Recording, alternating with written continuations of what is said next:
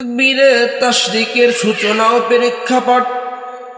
হযরত ইব্রাহিম আলাইহিস সালাম যখন হযরত ইসমাঈল আলাইহিস সালামকে আল্লাহ তাআলার আদেশে জবাই করতেছিলেন, তখন হযরত জিবরাইল আলাইহিস সালাম জান্নাত থেকে একটি দুম্বা নিয়ে দুনিয়ায় আসতেছিলেন।